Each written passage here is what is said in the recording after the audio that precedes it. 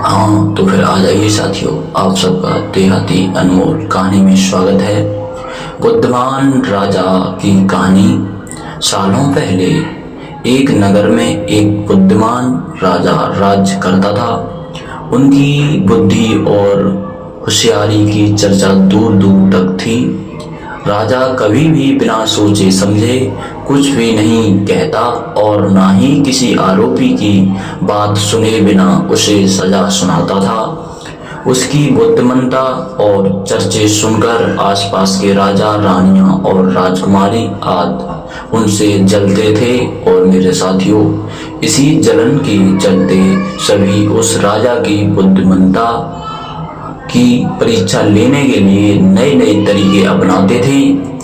हर बार राजा दूसरे राज्य के शासकों द्वारा ली गई परीक्षा में खरा उतर कर खुद को होशियार और योग्य राजा साबित करता था। और मेरे साथियों, एक दिन राजा की परीक्षा लेने के लिए एक राजकुमारी आई।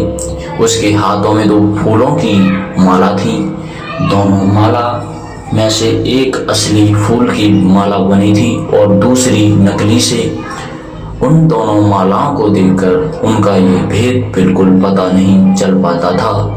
इसी वजह से राजकुमारी ने राजा के सामने दोनों मालाएं रखकर पूछा, हे राजन, अगर आप बुद्धिमान हैं तो बताइए कि इनमें से कौन सी माला असली है।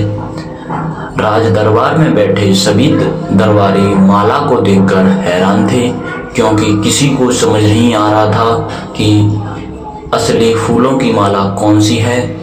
इसी सोच में थे कि राजा कैसे बता पाएंगे कि असली फूलों की माला कौन सी है। राजा भी माला को देखकर परेशान होने लगे। उसी वक्त उसके दिमाग में कुछ तरकीब आई। उन्होंने तुरंत अपने एक सेवक से कहा, बगीचे की खिड़कियां खोल दो। सेवक ने बगीचे की खिड़की को जैसे ही खोला तो राजा ने देखा कि फूल में बैठी मधुमक्खियां खिड़कियों के राज दरबार में आ रही हैं। वो कुछ देर मधुमक्खियों को ही देखते रहे। जैसे ही एक आध मधुमक्खी एक फूल की माला पर बैठी, वैसे ही राजा ने कहा कि अब मैं बता सकता हूँ कि असली माला कौन सी है। राजा ने तुरंत उस माला की तरफ इशारा किया जिस पर मधुमक्खी बैठ रखी थी। राजा की होशियारी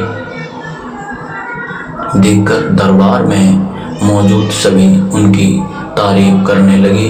सभी कहने लगे कि हर राज्य को आपके जैसा ही बुद्धिमान राजा की जरूरत है।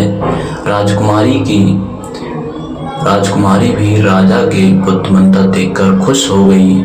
उसने भी बुद्धिमान राजा की तारीफ में कुछ शब्द कहे और वहां से अपने राज्य की ओर निकल पड़ी। कहानी से सीख, अगर व्यक्ति अपनी बुद्धि का इस्तेमाल करे तो वो हर प्रश्न का सही जवाब तलाश कर सकता है और हर मुसीबत का हल भी निकाल लेता है।